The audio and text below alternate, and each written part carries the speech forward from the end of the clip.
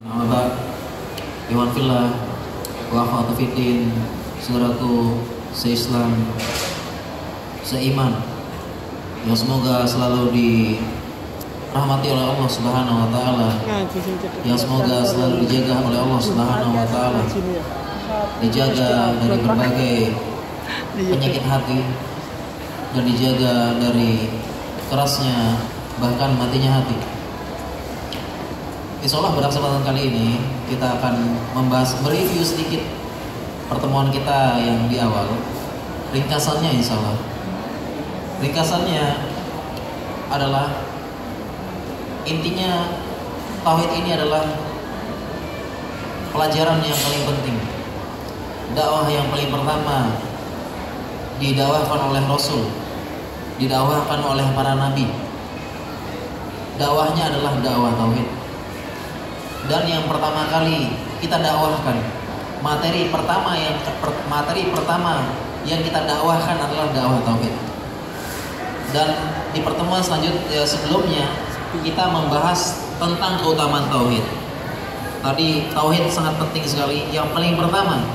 Yang kedua, materi dakwah yang paling pertama didakwahkan adalah dakwah tauhid. Sebagaimana sabda Rasulullah SAW tatkala mengutus Muaz bin Jabal, berdakwah, innaka ta'ti qauman, sungguhnya engkau akan mendatangi, akan berdakwah suatu kaum, maka jadikanlah yang paling pertama kali engkau ajarkan adalah kalimat la ilaha illallah. Jadikan yang paling pertama kali yang engkau ajarkan adalah kalimat la ilaha illallah. Pertama kali kita dakwahkan. Kemudian keutamaan tauhid yang lainnya sangat banyak sekali. Tauhid kita pelajari seumur hidup. Kemudian tauhid kita pelajaran yang kita ulang-ulangi terus-menerus. Kemudian yang terpenting adalah yang selalu kita tekankan, seandainya sholat kita tidak diterima, tidak sah tanpa taharah, maka demikian juga ibadah kita tidak akan diterima, tidak akan sah tanpa tauhid yang benar. Ini adalah beberapa ringkasan ya. Banyak sekali kalau kita mau bahas ringkasan-ringkasan mengenai pembahasan kita sebelumnya. Dan sebelum kita memasuki sesi tanya jawab, ada materi tambahan yang mungkin perlu saya sampaikan. Materi tambahan, sudah janjian sama Ustadz Umar, jadi saya menyampaikan materi tambahan. Nanti ada pertanyaan, Ustadz Umar yang jawab. Ada materi tambahan mengenai tauhid yang penting juga insya Allah, yaitu sebagaimana buku yang kami tulis ya, di tim Indonesia Bertauhid, yaitu negara berkah dan makmur dengan tauhid. Negara berkah dan makmur dengan tauhid, berjaya dengan tauhid. Kok bisa? Jawabannya iya. Kalau suatu negara mau berkah, mau makmur, mau berjaya, kuncinya adalah tauhid. Lau annahum amanu wattaqau la fatahna alaihim barakatim minas sama. Allah menjelaskan dalam Al-Quran, seandainya mereka beriman dan bertakwa, kami akan butlakan berkah dari langit karena tauhid.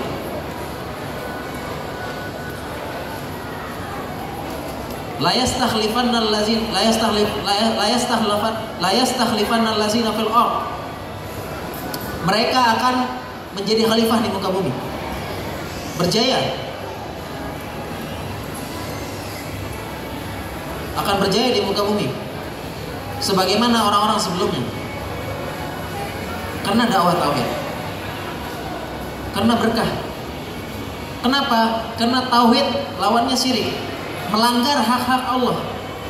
Karena syirik ini adalah Allah diduakan. Di sana menyembah selain Allah, memohon kepada selain Allah di sana, ngalap berkah kepada selain Allah, meminta berkah kepada selain Allah. Allah diduakan, hak-hak utama Allah dilanggar. Tentu saja Allah bisa jadi Allah marah. tidak mau memberikan rezekinya kepada negara tersebut. Sebagaimana kalau kita minta sama orang, kemudian kita langgar haknya, kita minta mengemis, dikasih apa enggak? Begitu juga Allah Subhanahu wa taala tidak akan turunkan berkah dari langit kalau dia haknya dilanggar. Bagaimana dia mau memberi kalau haknya dilanggar? Dan yang namanya berkah dari langit, yang namanya berkah terkadang tidak sesuai dengan logika manusia. Yang namanya berkah terkadang tidak masuk dalam logika manusia. Yang namanya berkah dari Allah terkadang tidak sesuai dengan, tidak masuk ke logika manusia, itu berkah. Oleh karena itu ada orang yang dia gajinya cuma di bawah 1.500.000, menghidupi sekian anak, tapi bisa dia hidup, berkah hidupnya, bahkan lebih bahagia. Bahkan ada orang yang hitungan matematika, kaya, mobil banyak, dimudahkan hidupnya semua, belum tentu bahagia, belum tentu berkah. Ada saja cara Allah mengambil rezekinya. Kaya, uang hasil korupsi, tetapi anaknya terjerumus dalam narkoba. Dihabiskan uangnya, uang hasil korupsi diambil lewat anaknya, lewat narkoba. Rehabilitasi, operasi, dan sebagainya. Anaknya berkasus, bayar kasus pengadilan. Ini berkah. Terkadang berkah tidak masuk dalam logika orang. Dan Allah bukakan pintu berkah tersebut, Allah bukakan dari langit, la fatahna alaihim barakatim minas sama. Ini karena bertauhid. Negara kalau pengen makmur, berkah tauhid. Sebagaimana contoh, kita contohkan, katanya orang, teorinya manusia, negara kalau pengen berkah, kalau pengen makmur, maju, maka tingkatkanlah militer, perkuat ekonomi, harus kuat politiknya. Ini teorinya orang. Ahli politik bilang, oh politik harus kita kuasai departemen, kita kuasai pos-pos penting. Orang ekonomi bilang, oh ekonomi harus kuat, harus kaya, begini dan sebagainya. Kalau mau makmur, kalau mau negara makmur. Ahli militer bilang, oh enggak, harus senjatanya dulu, senjatanya harus. Kalau biar kita kaya tapi diserang nanti gimana? Itu ahli militer. Ahli perikanan tidak mau kalah, harus ikannya banyak. Teori-teori manusia banyak. Akan tetapi teori-teori ini berlangsung sementara. Betapa banyak negara, kaum, bangsa yang dulunya berjaya. Iram Zatul Imad, bangsa Iram yang dia mengebor, melubangi gua-gua menjadi istana yang hebat. Bangsa Iram musnah. Bangsa yang lain, empire yang besar, Persia Romawi runtuh. Kerajaan Inggris jaya, Inggris Raya, Britania Raya runtuh, lepas, pisah. Rusia runtuh, sempat runtuh. Ekonomi maju dan sebagainya. Tapi apa yang menyebabkan negara berkah, makmur, berjaya? Jawabannya tauhid. Kita lihat buktinya. Lihat buktinya. Zaman dahulu, dari Jazirah Arab, sebuah negara, sebuah daerah tandus kering.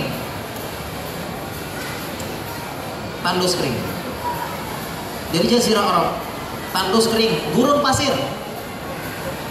Katanya orang, nanam pohon di Arab tumbuh batu.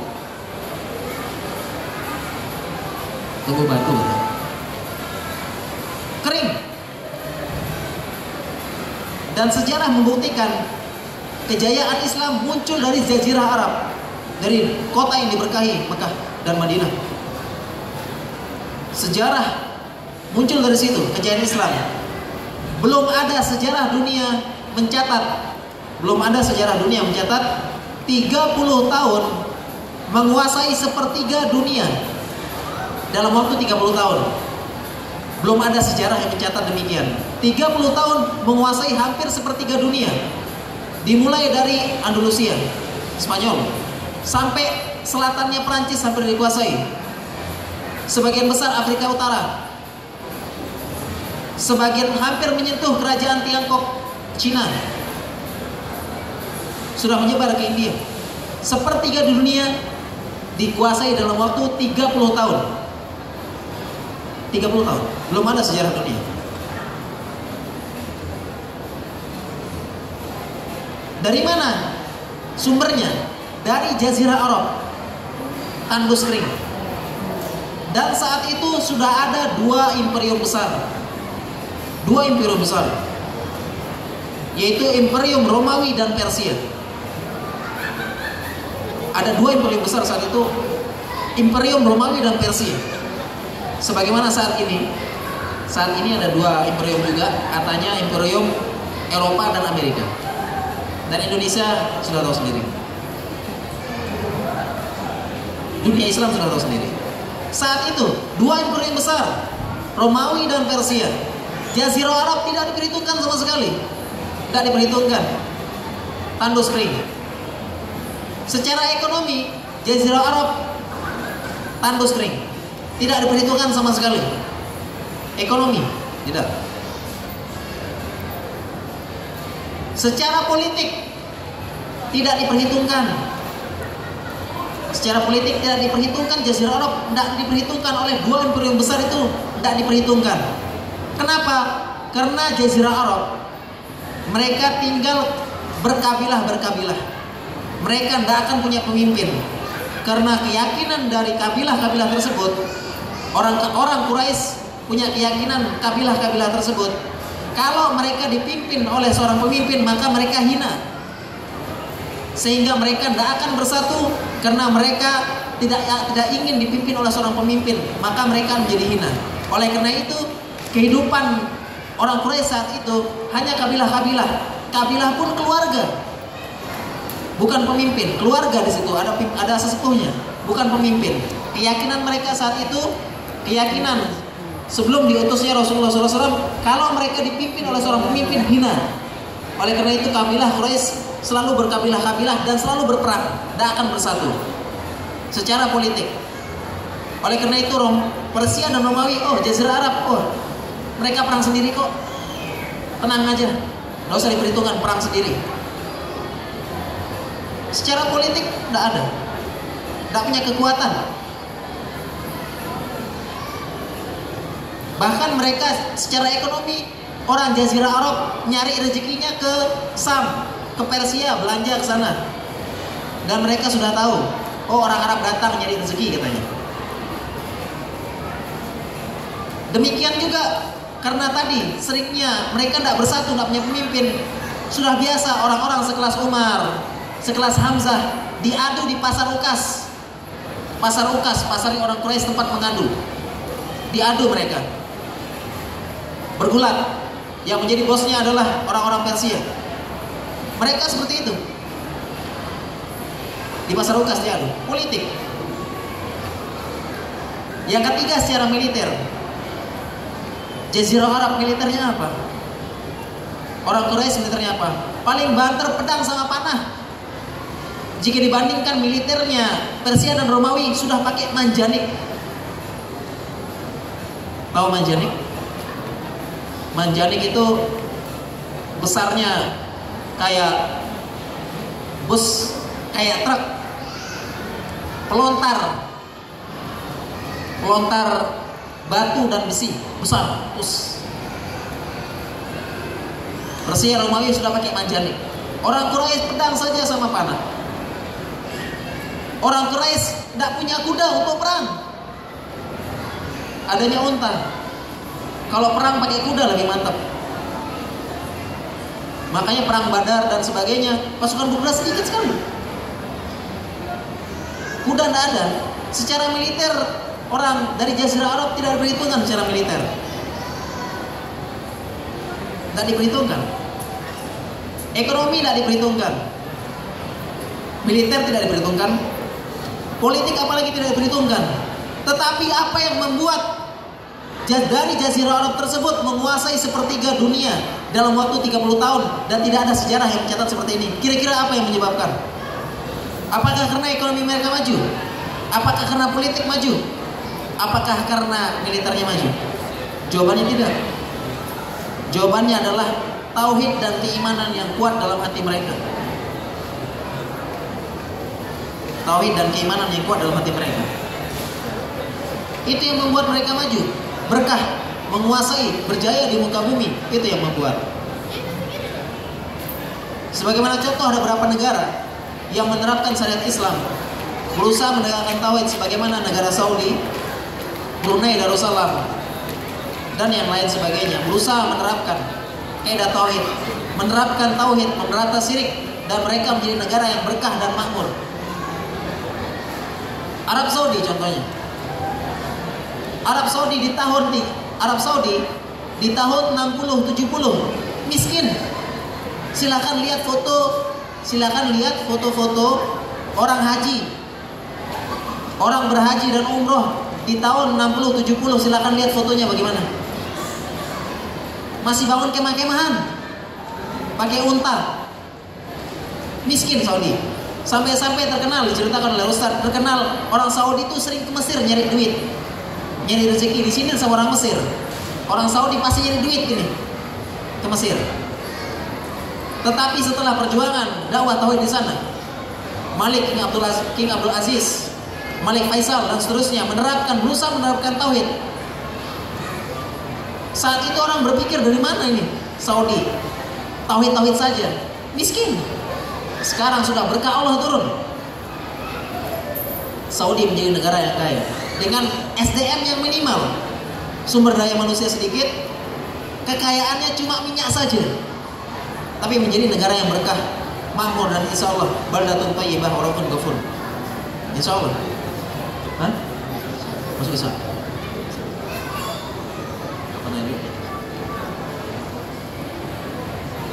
Jadi kaya, insya Allah. Nggak usah jauh-jauh, Indonesia negara paling kaya di muka bumi. Lautnya, tambangnya, emasnya. Apakah makmur? Tidak, belum tentu. Ini tauhid dan sebagainya. Pentingnya tauhid, inilah pentingnya.